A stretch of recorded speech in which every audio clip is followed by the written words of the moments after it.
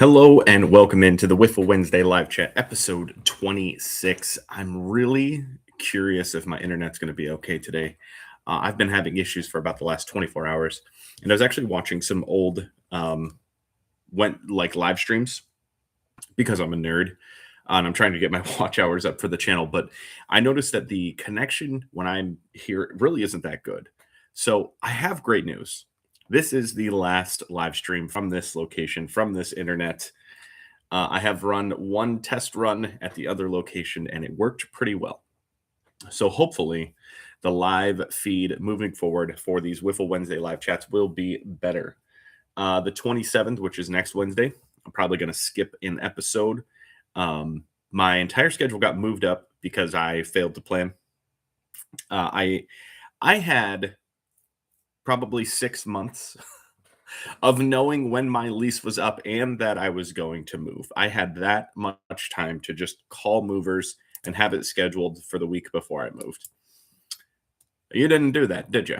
No, I did not. I did not call movers until yesterday. Just 1,000% my fault. No worries at all. But what happened was instead of them being like, oh, yeah, we could do the week of the, Memorial Day week, the 26th to the 30th, they're like, we have one slot open and you have to take it now or we can't help you. And that is this Friday. So my move plan moved up a full week. But the good news is, like, I'm only moving big furniture with movers. So, like, my desk, my bed, my furniture, some bookshelves. And when I say desk, I do mean all of my desks, all my sorting desks, and all of that. And then I have some stuff in the garage, furniture wise, that I will move as well. So it's going to be a quick move for them, but it'll be super easy for me to not have to move all of that stuff. Everything else that is not moving with them is all one person move. It's more or less myself just carrying stuff. Probably, I mean, I have a lot of boxes of cards, don't get me wrong, but it really doesn't take up that much space because it's confined to 5,000 count boxes. I'll put it in the truck. I'll call it five trips for sure, maybe up to 7 trips, which won't be that hard. It's just going to be the actual physical work of doing it. But I'm also really excited because it being ahead of schedule has just like forced me to just start yanking stuff off of eBay. And I'm really excited about that because this is going to create a full business reset for my eBay store as well as Whatnot. So I have my final Whatnot show tonight. I say final, like I'm gonna never do this again. It's probably gonna be like 2 weeks off or so. But the final Whatnot show tonight, I actually might run 2 today. I might do a little pop-up show where I just do dollar cards at sudden death just to try and move some stuff, like literally not even scheduled, just go live. And then I have a show at 8 o'clock tonight. Once that show is done, I'm literally gonna transition straight to just trying to get the heavy furniture cleared and ready for pickup on Friday. They're coming first thing Friday morning. So Thursday I'll ship, and then the rest of Thursday and Friday morning I will prep for the move, which will be awesome. It should be, I'm guessing it'll be under 3 hours to get to the new location, and then maybe another hour of actually unloading. I don't think it'll take long. I think by like 2 o'clock on Friday, it'll be officially done. And then I will have 9 days of myself loading boxes of cards, resetting them how I want to in the new location, and moving forward. It will be awesome because I have a single room that I'm going to use as like my hub, but I'm not calling it the card room. I'm not calling it the office. I'm literally calling it the selling room. My goal is to sell cards, and this is going to be a good reminder and a good execution test of that because I need to just sell cards. This is now the selling room, so I'm going to move all of the stuff that is not going to be immediately listed straight down to the basement.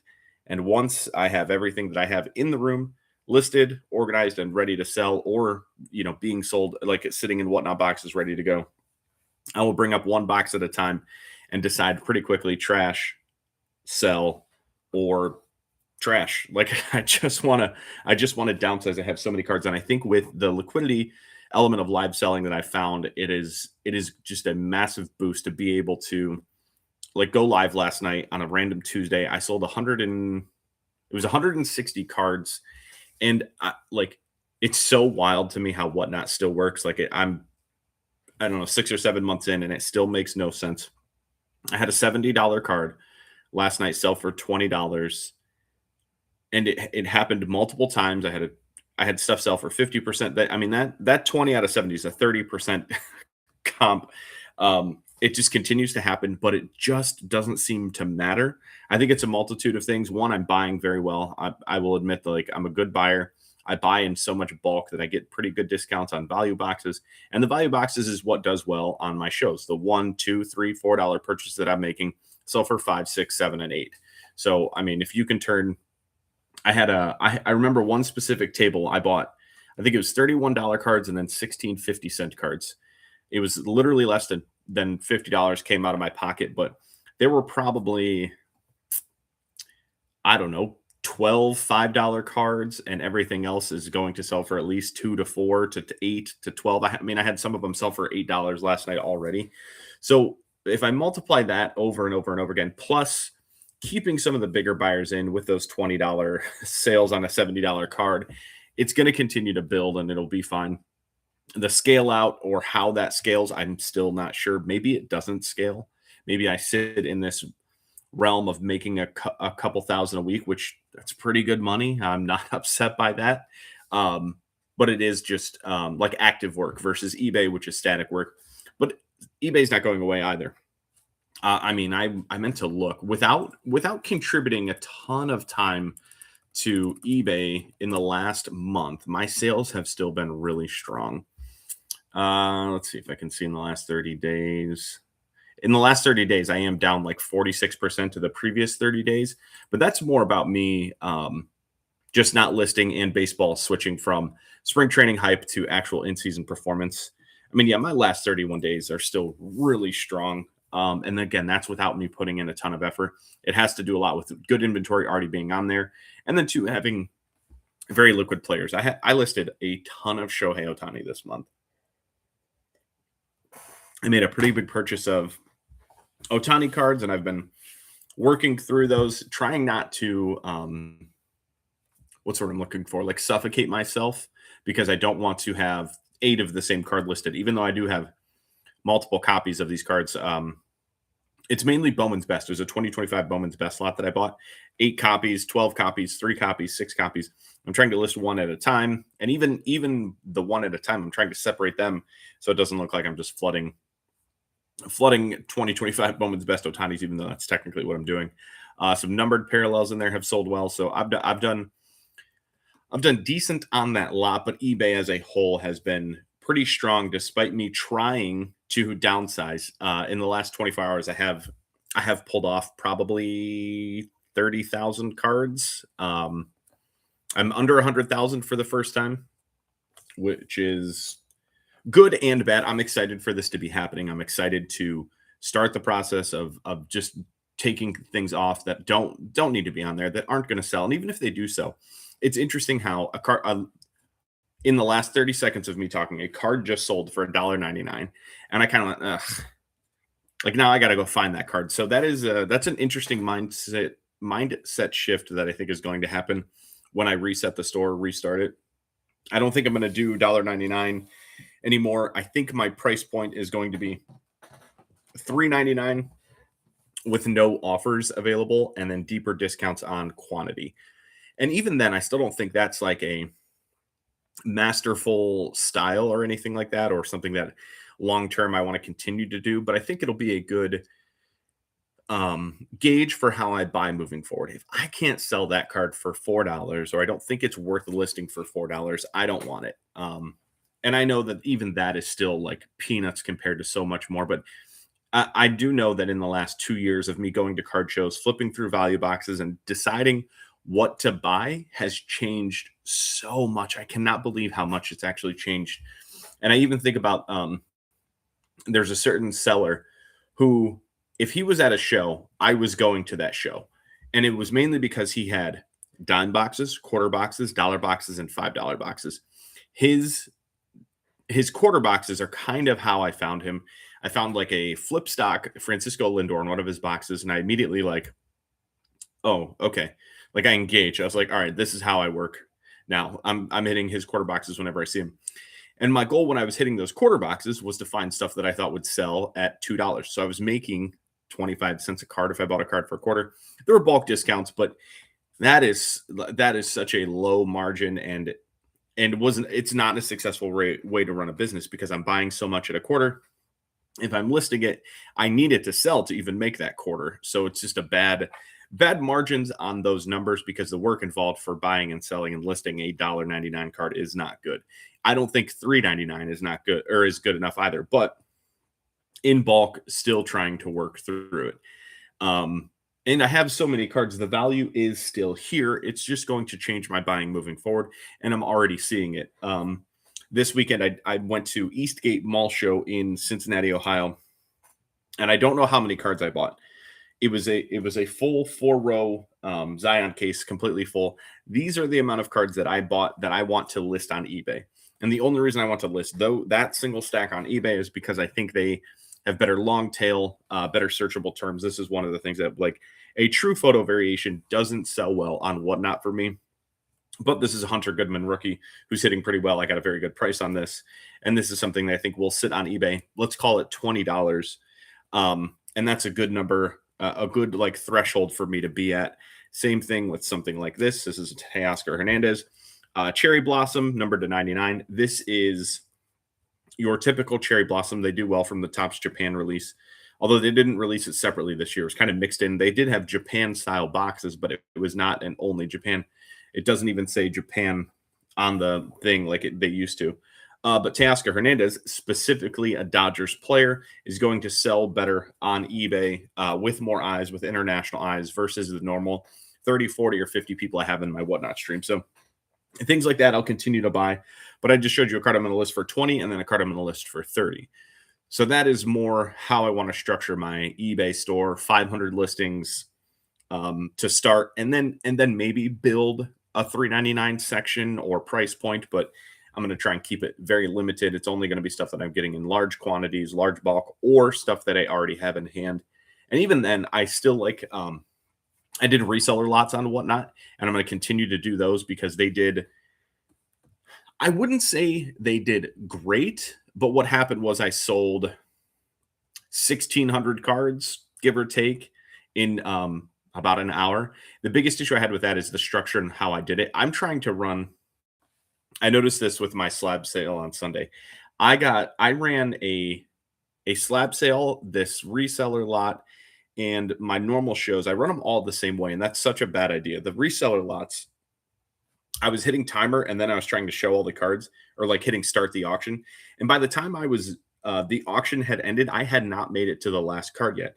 I was still getting decent bids, but some of the last cards were some of the most valuable. So I was costing myself. And what I should do is talk about the lot a little more, flip through the cards one time before I start the auction. And then I can go into more detail, maybe talk about certain cards that are serial numbered, how much success I've had selling them in my eBay store and things like that.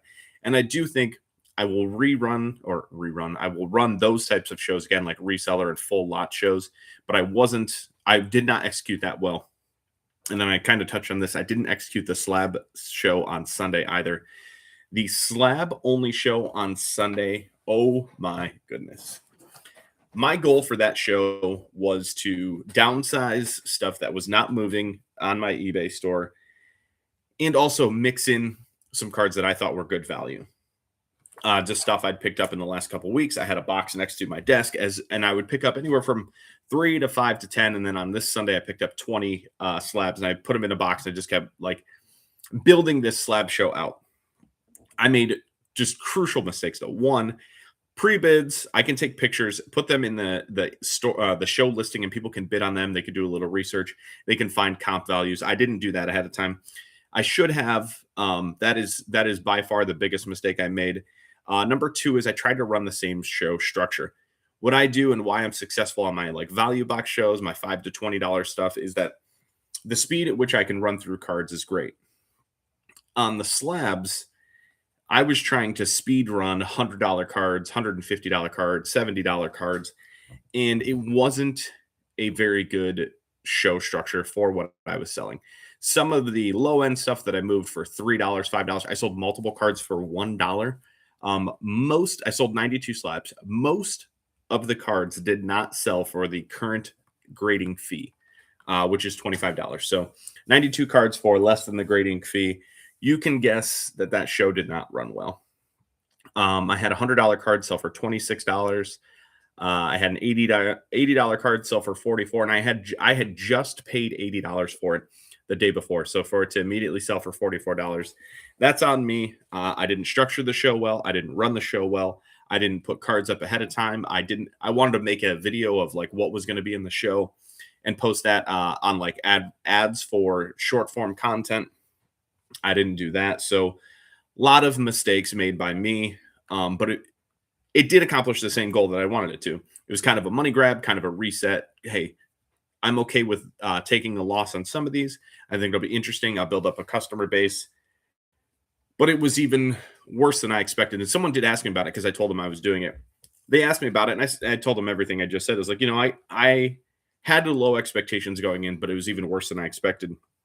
And it's my fault. I didn't advertise well, didn't structure it well, and did a bunch of things that I would do differently going forward. However, I also think I learned from that show that I don't want to do a slab only show. When I'm running shows and I mix in a slab or two, which is normally what I do or what I've done in the past, they do okay. They don't sell for 26% of comps. I know that. But people will come into the show and they'll ask for slabs. And I always say no, like I'll run slabs on a slab show. But then I didn't advertise it to those people. I didn't do enough. Like I could have promoted the show. You can pay whatnot for them to show it to more people, maybe even keywords like slabs and stuff like that. And I just didn't do it. So in the future, I think if I do, I'm going to still continue to run slabs on there because it's a highly requested market. Is I'm just going to have them listed as pre-bid items. And then also if someone comes in and says, hey, do you have slabs? I will have that in my inventory and I'll just be able to hit start and run it right then. So that's a mistake for the future, learning curve, and I will definitely do better. It was a very costly mistake because, like I said, if that stuff wasn't selling for the cost of grading, I was doing very poorly. I did really bad. It is what it is. That was, I think, all the notes on that. So how I could do better on this moving forward. I wrote down a bunch of stuff because I'm a nerd and I like writing in a notebook. How I could do better in the future and moving forward is I think I'm going to try maybe one pre-bid show per week because the idea of taking pictures of the cards, listing them, putting in the titles and information is the exact opposite of what I want whatnot to accomplish for me. I want liquid, quick, like list, go, or sell and go, like just on the screen. But if I continue to do that, I'm going to continue to get just like killed on these higher value stuff, which again, I'm okay with. It does bring in more business. But if I'm going to do a full show of higher end stuff, I have to do pre-bids. I have to have more advertising, more marketing. So in the immediate future and immediate fix, just do pre-bids. Try one show a week and see what happens. Also, the title or on the thumbnail, I put 2026 Bowman results. I talked about this for the last couple weeks and how blasters were just this overwhelming value according to Slab Squatch or Wax Metrics on the internet, who runs like print run evaluations of every product. If they release odds in a checklist, he's running all the numbers and comes up with expected print runs, where the value lies. He does like autographs per dollar in every setup. He does numbered cards per dollar every setup. He does variations, case hits, parallels, everything, and how it breaks down into each box category. So value boxes, hobby, jumbo, and then breakers delights. And he had kind of put out a couple weeks before Bowman came out that Bowman value boxes, aka blaster boxes, were just, it was like almost 3-1 value wise based on how things were going to break down. The autographs per jumbo was better, but aside from that, value boxes ranked above in almost every category at a per dollar basis, aka MSRP. And Topps has had their blasters available on their website at MSRP for weeks now. So I grabbed 2.5 cases, 100 boxes. That was the absolute max I could do. And man, was it awesome. Two reasons it was awesome. One, I hit good autographs and good cards. I hit a Roman Anthony rookie auto. I sold that for 350, which was actually weird. There were comps at 290 and 300. And then those two had sold, and the next closest one listed, I think, was 500. I thought I'd list at 350 and try and get an offer of 300. I listed at 350 and it sold within 4 hours, like a snap sell at over the last two sales. So I was worried that maybe I still underpriced it somehow, but I was still very, very happy with the sale. And then I also had a Kevin McGonigal green refractor auto, which is still sitting in my store. I think I may have priced it a little high, but based on where others had sold, not green refractors, but other autos of his from 20 to 26 Bowman, and how others had theirs listed, I thought I was online, but I haven't received any offers on that, so might still be a little too high. Pulled the Georgia Lombard green auto, and then the autographs are kind of what carried me. The most successful thing I did, though, was run a show the night that I got them in stock. I had 100 blasters, but I scheduled the show for Wednesday night and Thursday night. And by the time Thursday night show was over, between Wednesday and Thursday, those two whatnot shows, after fees, like fully net back into my account, I was in the green already. So that was cool. And what I learned from doing like a rip and flip and how I could sell those cards quickly, the first Bowmans, so like their first Chrome cards, did extremely, extremely well. It kind of didn't matter who it was.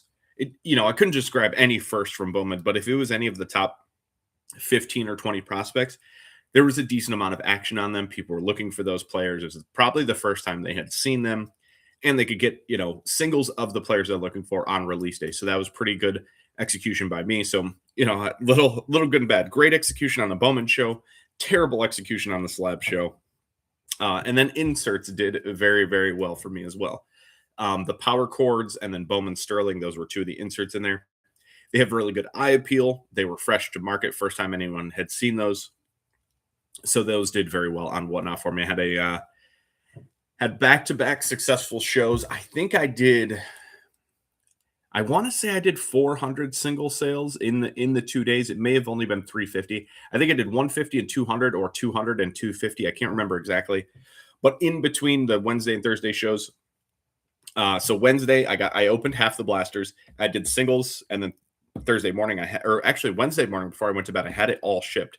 So that way Thursday morning I could wake up, rip the rest of the blasters, prep those cards for the show, ship my eBay sales, and I was ready to go. So Wednesday and Thursday was some of the best execution I've had in a while. And whatnot is so quick with payouts. So if I request a payout on Wednesday night, it's going to be in my account Thursday. Same thing. Thursday requested payout was in my account Friday. I took all of that money straight to a card show on Saturday and had a really good buying weekend. So as far as like a 3 to 4 day window of how I want the business to run moving forward, I think I did a very good job, because in a perfect world, I want 35 cards. So this stack that I showed you, 35 cards, 5 a day listed on eBay, and the rest sold through whatnot. So my eBay listings, I really legitimately want 5 a day of new purchases, kind of rotate those through and try and pick up stuff that has good long tail, good searchable, good rookies, good players, and things like that I think will sell better on eBay. And then the rest, I want to just cycle through whatnot and keep that stream going. And I'm at the point now where I want to say I have about 1,200 cards. It's probably 1,100 after last night of stuff that is ready to be sold on whatnot. So if I miss a week of buying, I still have a decent amount of singles to go through. And then also with me pulling down all of my eBay listings, I'm going to have 38 boxes. It's so many cards. 38 boxes of singles to flip through to kind of backfill some of the whatnot shows if I don't go to a show that week. So I'll be able to space out my buying a little bit better and hopefully just prep for these whatnot shows and blow through even more inventory than before. So the business reset is fully happening. I will say, I think this is the first show. I'm 24 and a half minutes in. I think this is the first time I've done a live chat where no one has said anything in the chat. So I usually try and go for 30 minutes, but I might wrap it up today because we are in full go mode. I still have about 15 orders to ship from last night's whatnot show. I want to make a run to an electronics store today. I think I'm just going to sell a couple electronics that I don't want to move. An old neighbor of mine gave me a couple things when he moved out. I put them in my garage and they stayed there. And now I'm looking at them going, I don't know what these are. One of them's a computer tower, and I was looking at the motherboard in there, and I saw like sales of 50 and 60 on eBay. So I'm going to take it to this electronics store, and I'm sure they're going to offer me like $15, but it's sitting there. It's literally on my way to the post office. So I'm going to do that. And I think I'm just going to sell my PS4. I haven't turned it on in when it was PS4. When did PS4 release? What was the release date of PS4? Because I probably bought it within a year of it releasing. November 15, 2013. Okay, so it was after that. I probably bought mine in like 2015, 2016. I would guess I've played it. Man, I probably played it during the pandemic. That was probably the last time. I would guess it's been over 4 years, maybe 5 years since I even turned it on. So I think I can safely say that whatever amount of money they want to give me, it is more valuable than that PS4 is to my lifestyle. I'm not good at video games. I've never been good at video games. I do enjoy them from time to time. 15, 20 minutes sections I'm fine with. But anything outside of that, I do feel like wasteful doing it. So I think I can sell that to them. Take whatever money they want to give me. I still have the original box. It's in pretty good shape, and I'll just box that up and see what happens. So I'm going to do that today. I might run a second Whatnot show, but regardless, tonight I'm going to do sudden death, so no extended bids. So normally if it gets down under 5 seconds and someone bids, it'll add an additional 5 seconds. This time I just want to just go and try and move more quantity than quality. And yeah, I'm just excited to get the move in progress so I can reset, focus on burning through the inventory that I do have while buying new and better inventory and cycling the Whatnot shows even better than I am right now. So super excited. New business, like reset, new business strategy, good Bowman results, good Whatnot shows, bad Whatnot shows. It feels like it's been 2.5 weeks since I last did a live stream. I just feel like so much has happened in the last week.